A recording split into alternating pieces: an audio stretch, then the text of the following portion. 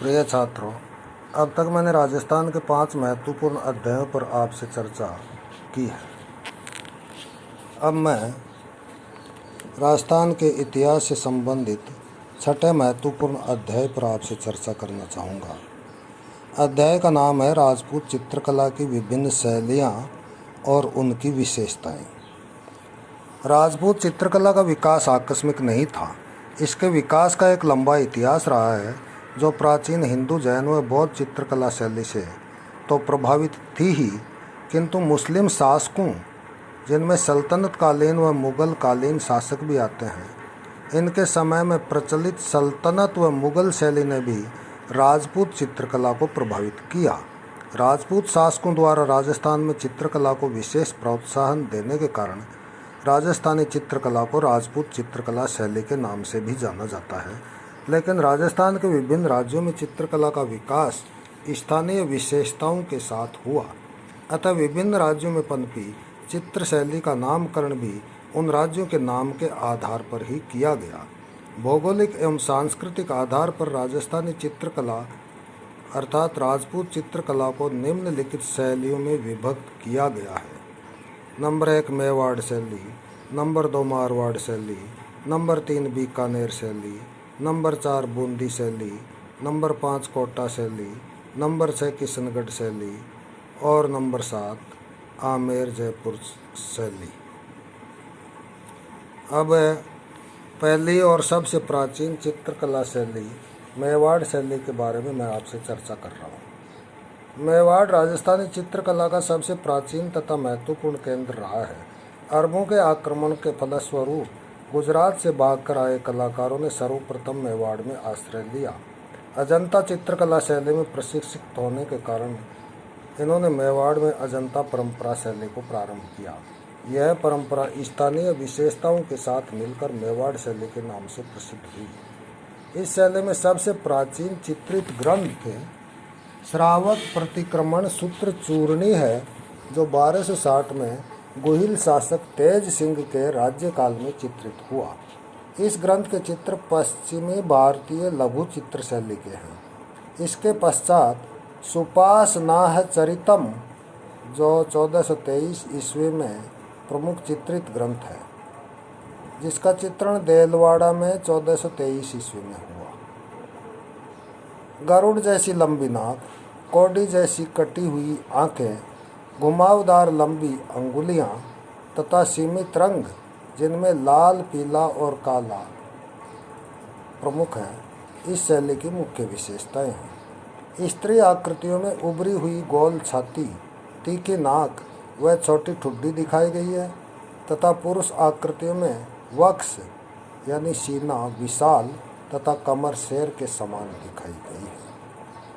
16वीं शताब्दी में मेवाड़ शैली में परिवर्तन आने लगा। इस समय चेहरों में परिपक्वता, भावात्मक आकृतियाँ, रंगों में विविधता व मछली जैसी आंखें तथा पेड़ पौधों का अंकन आदि विशेषताएं मेवाड़ शैली में पनपने लगी। प्रतापगढ़ में रचित चौर पंचशिखा इस परिवर्तित शैली का प्रमुख उदाहरण है। 1615 में मेवाड़ मुगल संधि के बाद मेवाड़ी शैली में मुगल विशेषताओं का समावेश हुआ। 1625 से 1652 का काल मेवाड़ी चित्रकला के उत्कर्ष का काल रहा है। नायिका भेद के चित्र इस समय के श्रेष्ठ उदाहरण हैं। महाराणा जगत सिंह, जिनका काल 1628 से 1652 का माना जाता है, इनके काल में राधा कृष्ण चित्रों के केंद्र बिंदु थे। भागवत पुराण, रामायण, आर्ष रामायण, रागिनी बसंत व रसिक प्रिया इस समय के चित्रित ग्रंथ हैं। महाराणा राज सिंह, जिनका काल 1652 से 1680 माना गया है, और महाराणा जय सिंह, जिनका काल 1680 से 1698 के मध्य रहा है। इनके समय में मेवाड़ शैली में मुगल सजावट अधिक बढ़ी। रागमाला, 12मासा, कादम्बरी, एकादशी महात्म्य, पृथ्वीराजरी वेल आदि इस समय के चित्रित ग्रंथ हैं। इन चित्रों में श्रृंगार के साथ साथ उस समय की सामाजिक तथा धार्मिक दशा का भी ज्ञान होता है। पुरुषों को स्थानीय व मुगल वेशभूषा में दिखाया गया है, जैसे जहांगीरी पटका, अटपटी पगड़ी, घेरदार जामा, बारीक कपड़े आदि। चित्रों में चमकीले पीले और लाल रंगों की प्राधान्यता दिखाई देती है। पुरुषों एवं स्त्रियों की आकृतियों में लंबे नाक, गोल चेहरे व मीनाक्षी आंखों का अंकन हुआ है। मंडप, दरवाजों पर पर्दों व आंगन पर कालीन का चित्रण मुगल शैली के अनुरूप है। शासकों तथा सामंतों की छवि, गुंबदाकार भवनों, केले के वृक्षों, आखेट, जुलूस एवं अंतःपुर के दृश्यों का भी चित्रण किया गया। 18वीं-19वीं शताब्दी के पूर्वार्ध में मेवाड़ी शैली की विशेषताएं समाप्त हो गई। यह कला अब नरेश, उनके सामंत तथा दरबारी ठाट बाट तक ही सीमित रह गई। मेवाड़ी शैली में भित्ति चित्रों का विकास प्राचीन राजमहलों में दिखाई देता है। राणा राज सिंह के काल में बने एकलिंग मंदिर में गोसाई जी के सिंहासन के पीछे की दीवारों पर शिव परिवार और लक्ष्मी आदि के भित्ति चित्रों के नमूने प्राप्त हुए हैं। उदयपुर, चित्तौड़, नाथद्वारा आदि से भी राजाओं व सामंतों की हवेलियों से ऐसे भित्ति चित्र प्राप्त हुए हैं। उदयपुर, चित्तौड़गढ़ एवं नाथद्वारा मेवाड़ शैली के प्रमुख केंद्र हैं। अब मैं मेवाड़ शैली की प्रमुख विशेषताओं के बारे में आपसे चर्चा करना चाहूँगा। यह तो मैंने आपको संक्षिप्त इतिहास बताया है। अब इसकी क्या विशेषता है? पहली विशेषता, विशिष्ट रंगों का प्रयोग। मेवाड़ शैली में रंग, आकार तथा संयोजन की एक विशेष प्रणाली थी। इस शैली के चित्रों में लाल, पीले, नीले आदि गहरे रंगों का प्रयोग किया गया है। इनमें हिंगुल रंग विशिष्ट है। रात्रि के दृश्यों को दिखाने के लिए गहरे नीले रंग या धुएं के रंग की पृष्ठभूमि का प्रयोग किया गया है। तारों से पूर्ण रात्रि बनाने के लिए इस गहरी पृष्ठभूमि में चित्रकार ने सफ़ेद बूंदियों को लगाया है। तारों के साथ कहीं कहीं चंद्रमा को भी दर्शाया गया है। चित्र के मुख्य व्यक्ति अथवा मुख्य घटना की ओर ध्यान आकर्षित करने के लिए उसे चित्र के मध्य में तथा गौण घटनाओं को उसके प्राय इधर उधर संयोजित किया गया है। नंबर 2, मानव आकृतियों का समावेश। मानव आकृतियों में नुकीली नाक, गोल तथा अंडाकार चेहरे, मत्स्याकृति की आंखें, चिबुक तथा गर्दन के बीच का भाग अधिक पुष्ट बनाया गया है। स्त्रियां आकार में कुछ छोटी बनाई गई है। अजंता परंपरा के प्रभाव के कारण हस्त मुद्राएं तथा अंग भंगिमाएं अति सुंदर हैं। नंबर 3, प्राकृतिक दृश्यों का समावेश। चित्रों को प्राकृतिक उपमानों से अलंकृत किया गया है। उदाहरणार्थ नदी, तैरती हुई मछलियाँ व कमल, उच्च चबूतरे, चट्टानें, पर्वतमाला आदि। नंबर 4, पशु पक्षियों का अलंकरण। पक्षियों में चकोर, हंस, मयूर और पशुओं में गज, अश्व, मृग व शेर का अंकन किया गया है। प्रकृति का भी संतुलित चित्रण किया गया है। नंबर 5, भवनों का निर्माण। भवन उच्च चबूतरों पर गुंबदाकार शिखरों से निर्मित है और पतले खंभों पर खड़े किए गए हैं।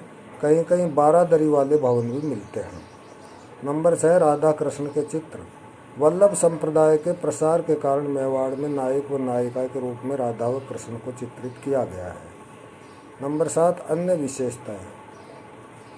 चित्रों में श्रृंगार, करुण व वीर रस का भी अंकन हुआ है। विलास उपकरणों से युक्त सैया, नारी आकृतियों में नथ व मोती तथा फल फूल युक्त पौधे भी दिखाए गए हैं।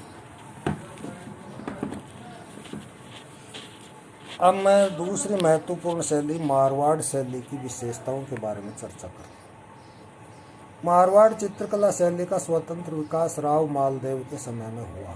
मोटा राजा उदय सिंह के काल में इस पर मुगल शैली का प्रभाव पड़ा। इस शैली की निम्नलिखित विशेषताएं हैं। नंबर 1, सैनिक रुचि के भित्ति चित्र। राव मालदेव के समय सैनिक रुचि की अभिव्यक्ति के चित्र जोधपुर दुर्ग में चौकेलाव महल में चित्रित हैं।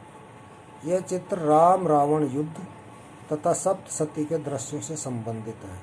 मालदेव का काल था 1531 से 1562 ईस्वी। ढोला नंबर 2, ढोला मारू व नायक नायिका के चित्र। इन पर मुगल शैली का प्रभाव दिखाई देता है। ढोला की पगड़ी जहांगीरी शैली की है तथा नायक नायिका के शयन कक्ष का लोटा भी मुगल शैली का है।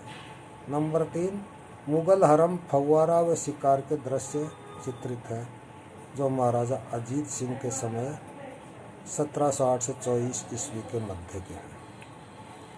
नंबर 4, प्रेम कहानियों तथा ऋतुओं का चित्रण और धार्मिक विषयों का भी चित्रण किया गया है।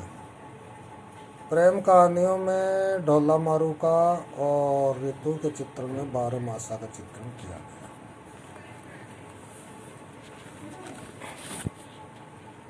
नंबर 5, लाल, काले, नीले व पीले व सुनहरे रंगों का अधिक प्रयोग किया गया है। नंबर 6, मानव आकृति तथा वेशभूषा जिनमें पुरुष व स्त्रियां गठीले आकार के दिखाए गए हैं। पुरुष के गुलमुछ, ऊंची पगड़ी तथा स्त्रियों के लाल फूंदने का प्रयोग दर्शाया गया है। स्त्रियों के केश लंबे व घने दिखाए गए हैं तथा इन्हें रंग बिरंगे वेशभूषा पहने दिखाया गया है। नंबर 7, सूर सागर के पदों पर आधारित चित्र दर्शाए गए हैं।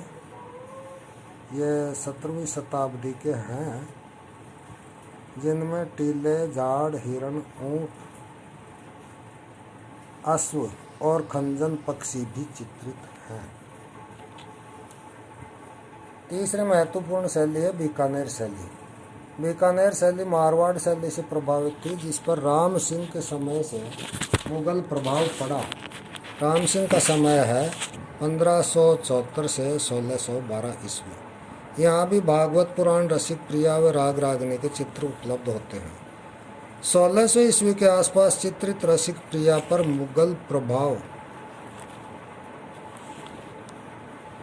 स्पष्ट रूप से देखा जा सकता है। महाराजा अनूप सिंह के काल में दक्षिण की चित्रकला का प्रवेश हुआ। अनूप सिंह का काल था 1669 से 1698 ईस्वी। इस शैली की प्रमुख विशेषताएं निम्नलिखित हैं। नंबर 1, मुगल शैली का प्रभाव। मकान, अर्धचंद्र, तारों, घास के गुच्छ, शिकार के दृश्य, दरबार एवं हरम की स्त्रियों के जीवन से संबंधित चित्र मुगल प्रभाव दिखाते हैं। नंबर 2, मानव आकृतियों के चित्र।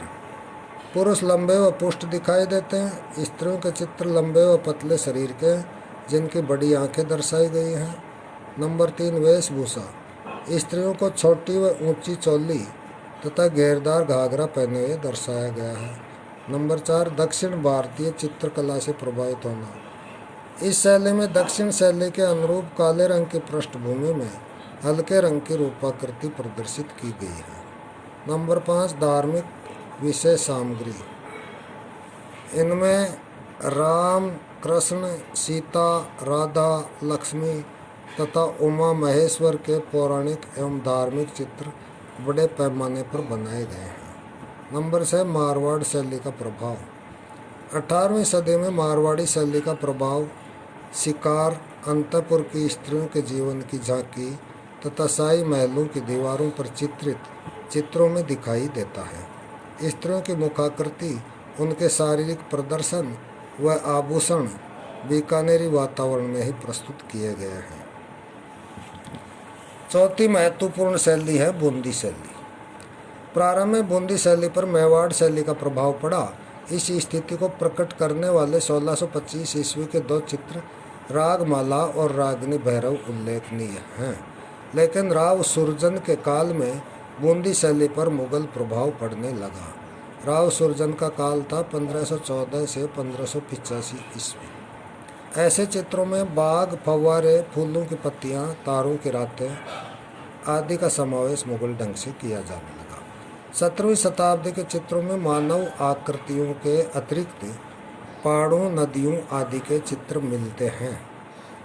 बसंत रागनी एवं वासुक सज्जा नायिका के चित्र इस काल के महत्वपूर्ण चित्र हैं। राव उम्मेद सिंह के समय में, जिनका काल था 1739 से 1771 ईस्वी, इसके समय में बूंदी चित्रकला में विभिन्न ऋतुओं को प्रदर्शित किया गया है।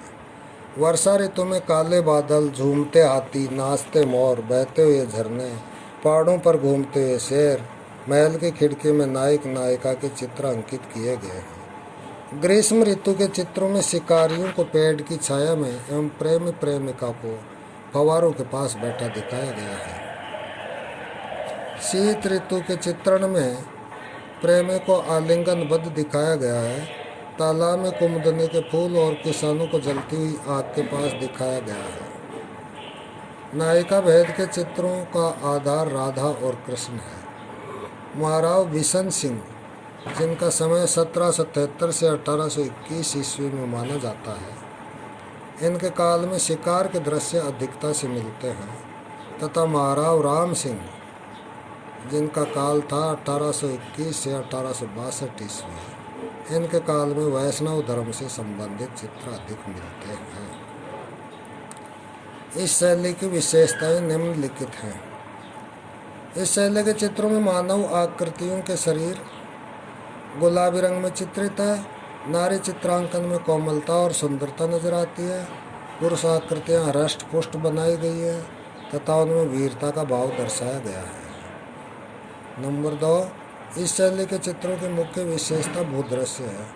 नंबर 3, सोने व चांदी के रंगों का अधिक प्रयोग किया गया है। नंबर 4, अलंकरण को प्रमुखता दी गई है। स्त्रियों की पोशाक में लहंगा, चोली तथा ओढ़ने प्रमुख वस्त्रों के रूप में दिखाए गए हैं। नंबर 5, पुरुषों की वेशभूषा में पारदर्शी घेरदार जामा, चौड़ा पटका आदि में मुगल प्रभाव स्पष्ट दिखाई देता है। नंबर 6, स्थापत्य प्रदर्शन के चित्र मुगल शैली के अनुरूप हैं। नंबर 7, चित्रकारों के प्रिय विषय राग रागनियाँ, नायक नायिका भेद, 12 मासा, ऋतुएं तथा कृष्ण लीला के भेद रहे हैं।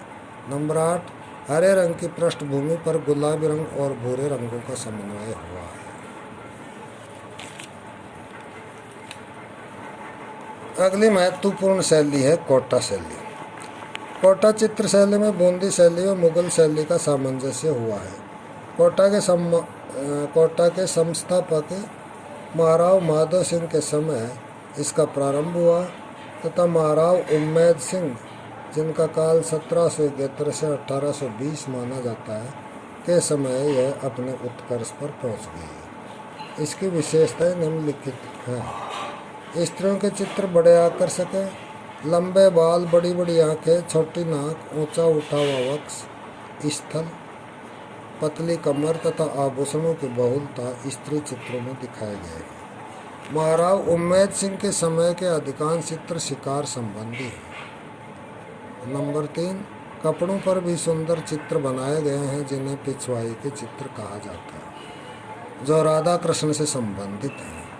नंबर 4, काला, नीला, लाल व हरा रंग विशेष प्रयोग में लिया गया है।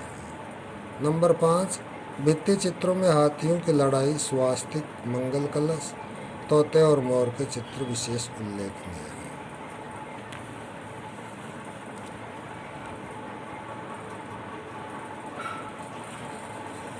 अगली महत्वपूर्ण चित्र शैली है किशनगढ़ शैली।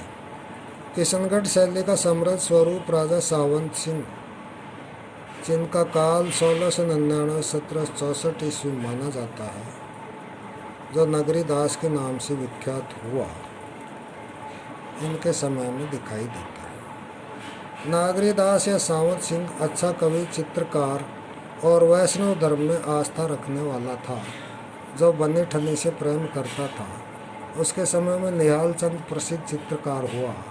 इन दोनों ने जो राधा कृष्ण के चित्र बनाए, उनमें बनी ठनी को ही राधा के रूप में चित्रित किया गया। इस शैली के चित्रों की विशेषताएं निम्नलिखित थी। नंबर 1, चित्रों के विषय ब्रजभाषा की कविताएं हैं। नंबर 2, प्राकृतिक दृश्य तो किशनगढ़ के प्राकृतिक दृश्यों के अनुरूप है, लेकिन वेशभूषा फर्रुख सियर कालीन है। नंबर 3, चित्रों में विषयों की विविधता मिलती है।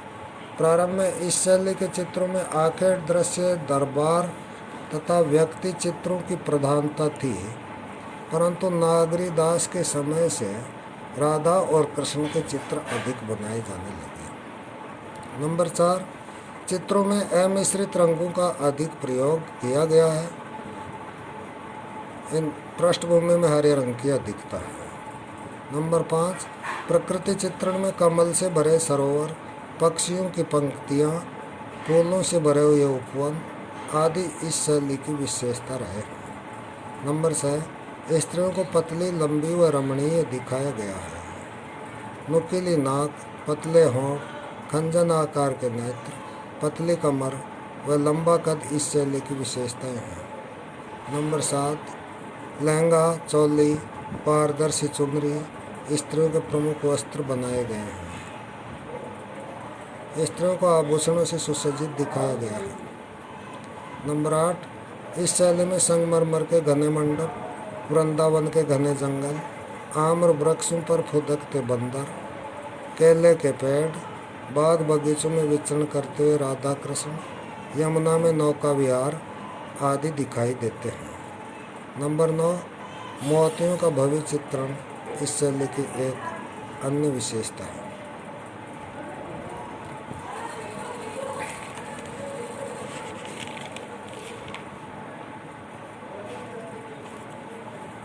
अगली महत्वपूर्ण चित्र शैली है आमेर जयपुर शैली। आमेर जयपुर की शैली पर भी मुगल शैली का प्रभाव दिखाई देता है। आमेर के महलों में सजावट तथा अलंकरण आदि मुगल शैली के अनुरूप हैं, परंतु चित्रों के विषय हिंदू धर्म से संबंधित हैं। 17वीं तथा 18वीं शताब्दी के चित्रों में कृष्णलीला, गोवर्धन धर्म, गोवर्धन पूजा, रागमाला, बारहमासा आदि उल्लेखनीय है। कृष्ण अर्जुन के एक चित्र में उनकी वेशभूषा मुगली है। स्त्रियों की वेशभूषा तथा आभूषणों पर भी मुगल प्रभाव दिखाई देता है। सवाई प्रताप सिंह के समय में जयपुर चित्रकला का अत्यधिक विकास हुआ। इस शैली की विशेषताएं निम्नलिखित थी। नंबर 1, इस शैली में व्यक्ति चित्रों की प्रधानता है। राजाओं के चित्र विशाल आकृति के हैं। कृष्ण से संबंधित चित्रों की बहुलता है। नंबर 2, वेशभूषा पर मुगल प्रभाव दिखाई देता है। स्त्रियों के घेरदार घाघरे, पायजामा तथा ओढ़नी का चित्रण मुगल परंपरा के अनुकूल है। नंबर 3, इस शैली में लाल, पीले, नीले, सफ़ेद तथा काले रंगों का चित्रों में अधिक प्रयोग हुआ है। नंबर 4, चित्रों में प्राकृतिक वातावरण अलंकृत है। नंबर 5, नायिका भेद के चित्र भी प्राप्त हुए हैं। नंबर 6, पशु पक्षियों का चित्रण यथार्थ तथा सुंदर है। नंबर 7, इस शैली में शाही सवारी, महफिलें, उत्सवों, राग रंग, शिकार आदि का चित्रण हुआ है। निष्कर्ष के तौर पर कहा जा सकता है कि इन सभी शैलियों के अध्ययन से यह प्रमाणित होता है कि इन शैलियों में विभिन्नता होते हुए भी इनमें मौलिक एकता है। प्रारंभ के सभी शैलियों के चित्रों में अजंता परंपरा शैली का प्रभाव पड़ा। विषयों के चयन में राग रागनी, बारहमासा, भागवत पुराण, रामायण, गीत गोविंद, राधा कृष्ण, रासलीला आदि सभी शैलियों में दिखाए गए हैं। पुरुषों की वेशभूषा में पगड़ी, जामा, पायजामा आदि भी सभी शैलियों में दिखाए गए। स्त्रियों की वेशभूषा स्थानीय परंपरा के अनुकूल होते हुए भी उनके आभूषणों में समानता देखी जा सकती है।